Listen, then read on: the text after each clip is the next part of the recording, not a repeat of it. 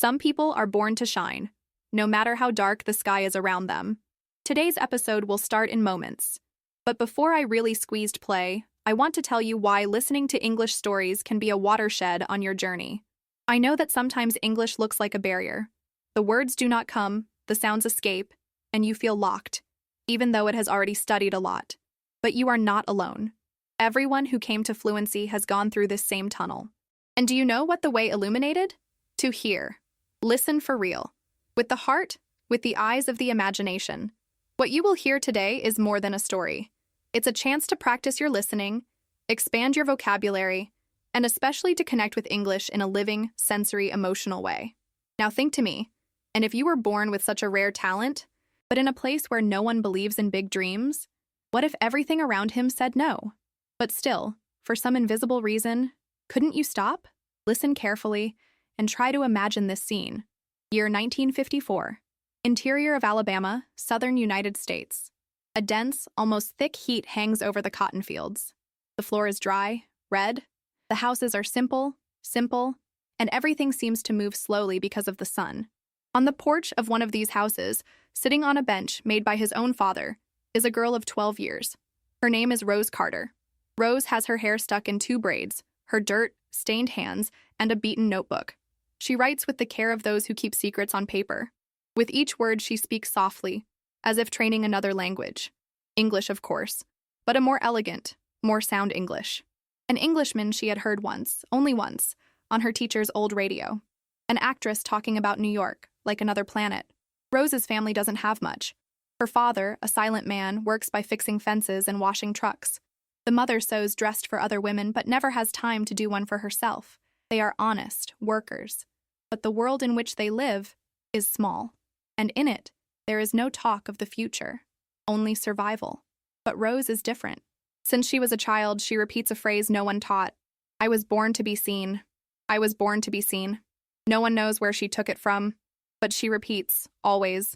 When it's alone, when it's sad, when you're angry, it's like a secret spell. At school, she's the one who speaks little, but listens to everything. Observes each movement, every word, the teacher's accent, the way she reads aloud, as the sentences have rhythm. Rose imitates herself at home, looking at the cracked bathroom mirror like a stage, and there is the most curious detail. She never had television, but you know you want to be an actress. Actress? Asks the mother, laughing with astonishment. Rose, we barely have money to buy soap. But she doesn't answer. She smiles lightly, closes your eyes, and see lights. She sees a stage, see people clapping. He sees herself saying perfect English phrases with emotion, as in the movies she has never seen, but imagined perfectly. Her older brother James is not funny. You need to stop dreaming loudly. It hurts later. But Rose doesn't argue.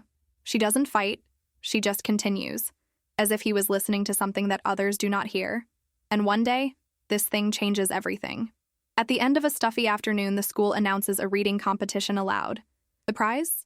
A new book, imported, in English, and a trip to the neighboring city to represent the school in the regional championship. Rose shakes. But she knows. That book will be mine. That trip will be mine. And so, every day after class, she trains. Read and relay the same excerpt from the play that the teacher gave, Romeo and Juliet. Shakespeare. Difficult? Yes. But it's like music in her ears. She repeats with soul, with the body, with pause, with emotion. I'll look to like, if looking liking move. The voice comes out soft. Clara. Charming. On the day of the presentation, the whole school meets on the court. Students whispers. Parents talk to each other. Most have already decided who will win. The director's daughter, as always. But then Rose takes the stage. Alone, firm feet, focused eyes. And when she starts talking, it's like time stopped. Her English is not perfect, but it's true. The words come out alive. People shut up. And for a few minutes, everyone believes this is not just a staging, but a truth. When it ends, there is silence. Then a little salary of clams. But there is something in the air. A kind of new respect. She did not win the prize. But something has changed. Inside it. And perhaps, in the look of those who watched. What no one knew is that this was just the beginning. After that presentation at school, life returned to the rhythm ever. Rose still woke up early, still walking both kilometers to school, still returning with dust in the socks and ideas too big on her head. But there was something different. A seed. The teacher, Miss Ellen, was the first to notice. One day after class, she called Rose aside and said with that smile of who carries a secret, "Rose, I think you have a gift. Real one." The word gift, gift, echoed inside her as bells on a feast day. But Miss Ellen also said something else. "You need to practice more, and you need to get out of here. Talent dies when you get stuck." That hurt, because Rose knew that leaving it was almost impossible. Her mother didn't even want to hear about it. "You need to help at home. It's already growing." The father just made a slight movement with his head, the one who says, "Won't give." And James, the brother, now worked in a workshop and made a point of remembering, "The world doesn't want stories, Rose. You want people to work." But her heart didn't double. Miss Ellen, perhaps feeling this strengthened silence, began to lend books to Rose hidden, classics, theater pieces, advanced English texts. She said, "Read it out loud, OCT loud, always." And Rose Leah, on the porch, in the room, in the middle of the plantation, when no one saw. "I speak because I must. I dream because I cannot help it." And that's how a new opportunity came up. In the city, an hour from there would be a state oratory contest. Free theme, compulsory English. And the prize? A scholarship to study theater for 3 weeks at an experimental school in Atlanta. It was a small chance, but real. Rose signed up, not to mention anyone. Miss Ellen helped with the form, with transportation, even with the snack for the day of the presentation. But there was a greater problem. The speech. How to talk about who you are, when everything around you says you can be nothing. Rose spent nights in clear, scribbling, burning pages. He started speeches and stopped in the middle. Very silly, very pretentious, very difficult, until, on a hot, windless night, she sat on the porch and looked at the sky. It was dark, but a single star shone hard. She whispered, "Nobody can stop who was born to shine." And there, in that sentence, she found her theme. She would talk about it, about born with something inside, even when everything was the opposite. On the day of the contest, she was hitchhiking with Miss Ellen, wearing a dress that her mother sewed in a hurry only after much insistence. It was wide on the shoulders, but clean, and beautiful in your own way. Rose sat in the front row and waited for her turn. The hall was large, with red curtains and cold lights. The other candidates spoke safely, with elegant vocabulary. Children of lawyers, teachers, big city people. And then they called her name. Rose Carter from Monroe County. She went up slowly. He felt his eyes on her like needles. The throat dried up, but she remembered. Listen carefully and try to imagine this scene. She took a deep breath and started. "I eat from place where dreams are quiet, where people speak low and walk fast and try not to hope too loud. But I was born with a voice that doesn't fit in silence." She talked about fear, about the laughter of the brothers, about the heat of the earth, the weight of the days. But he also talked about the desire to shine, to be seen, to speak a language that opens doors, not that closes them. The audience was silent. It wasn't just about English, it was about courage.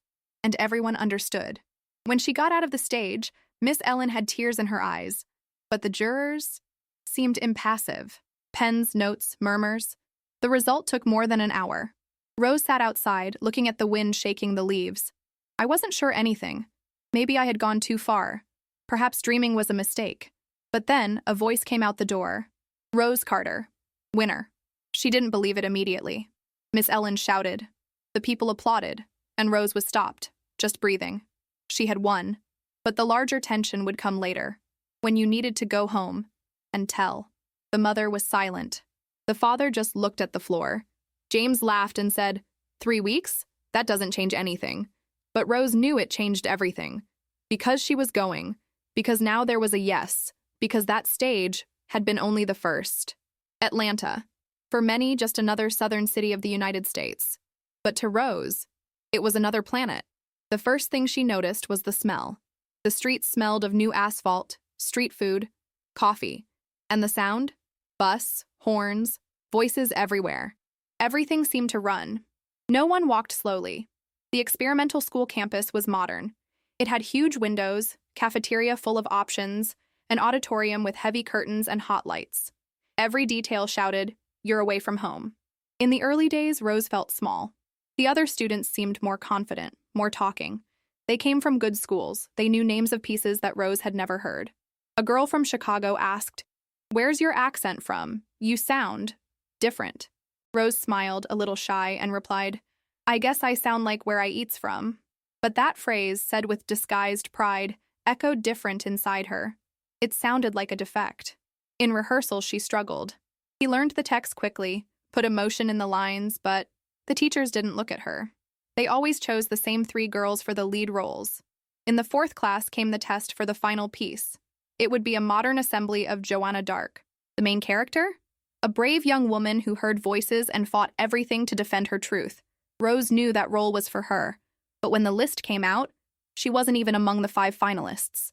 Miss Thompson, the director of the play, said dryly, "You're talented, Rose, but not quite ready. Maybe next year." She almost cried, but it didn't. That night, she sat on the dormitory emergency stairs, looking at the city's lights. There was a piece of bread with butter and an old text in his hands. She whispered to herself, as she did when she was little, "Nobody can stop who was born to shine." And at that moment, she made a decision. The next day, she entered the school principal and said with a firm, "But of course, I'm like to speak, please. Not about the part, about the opportunity."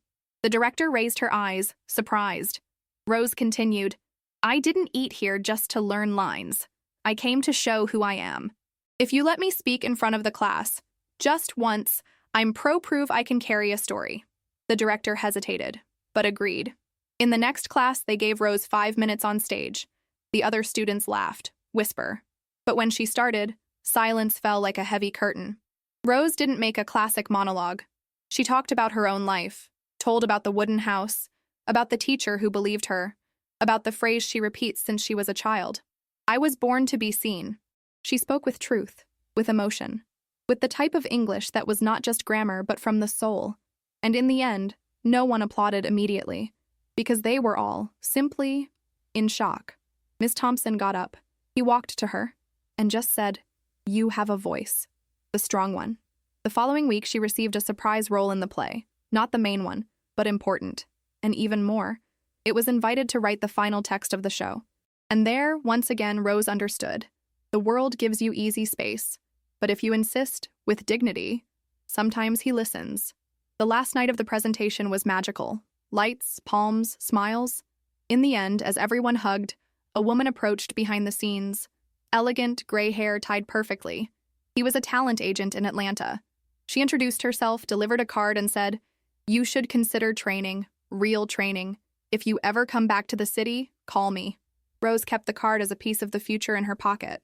But the trip ended, and she returned home. The earth was still red. The dust still entered the door. James still snorted when he heard the name Atlanta. But Rose had changed.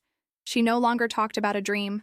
I spoke of the plan, and one day, while helping her mother to fold sheets on the clothesline, she said with her calm voice, "One day I'll be back there. I don't know how, but I'll be back. And when I come back, it won't be for a visit." The mother looked. He said nothing, but after a while, smiled, just a little, and that, it was a lot. Time has passed. 2 years have gone from that trip to Atlanta. Rose now had 16. It was no longer the girl who hid with books on the porch. It was taller, firmer in the look, more serene. But inside, it was still her. There was still that flame on. Silent, but constant. The school is over. The family wanted her to get a job. The city was still the same, with its slow days, its low voices, its hurry not to change. But something there no longer fit. Rose walked the streets with the feeling that she was living in someone else's past. So on October morning, everything changed. Miss Ellen appeared at the Carter's house with a letter in his hands. Came from the city of Atlanta. He came from the arts center where Rose performed years earlier. It was an invitation, a vacancy for the vocational training program, partially financed. The rest, she would have to conquer. Rose read and reread the letter until the letter shuffled. That was real. It was now. But how to tell at home? When he sat with his parents, his hands trembled. He explained, read the letter, showed the signing of the coordinator. The mother was silent for a long time. Then he looked at his father, and it was him, always so mute, who finally said, "Do you really want to go?" Rose just nodded. And then he said, "Then go." Because if you are not, you will spend your whole life wondering how it would have been. And that, it hurts more than any failure. It was the first time he looked at her as he sees. Really see. James, the brother, still laughed. I still said, "You won't bear a long time." But this time she replied, "I already endured enough." And with the help of the teacher, the mother, a raffle that the community did, Rose managed to pay the ticket and the first weeks of stay. He arrived in Atlanta with a small suitcase, a folder full of texts, and an Englishman who no longer trembled. On the first day, he stood in front of the school building looking up. It took a deep breath, smiled, and I said softly, as it always did, "Nobody can stop who was born to shine." Classes started. Intense, challenging, but she was ready. She worked at night as a waitress to pay part of the course. By day, he studied phonetics, breathing, improvisation. I read authors who once seemed unreachable, and every time I climbed on stage, I heard the voice of the porch girl inside her, the girl who read Shakespeare with her eyes closed, which I dreamed without permission. Months passed, and in a public hearing, promoted by an independent theater company, Rose was selected for the lead role of an experimental piece. The local criticism spoke of her. They called unexpected revelation. The woman on the card, the agent, reappeared and offered a contract. Years later, already 24, Rose Carter debuted on television, not as an extra, but as a protagonist. His voice, previously considered different, was now his mark. His light, rhythmic, history-laden accent began to be studied by other young actors, and Your Story became an example. She founded a project for interior girls who wanted to study art but had no access. He gave interviews, won awards, was honored by public schools in Alabama, and in one of these honors, he was called to talk to a class of teenagers. He took the stage of a simple school, similar to the one he studied.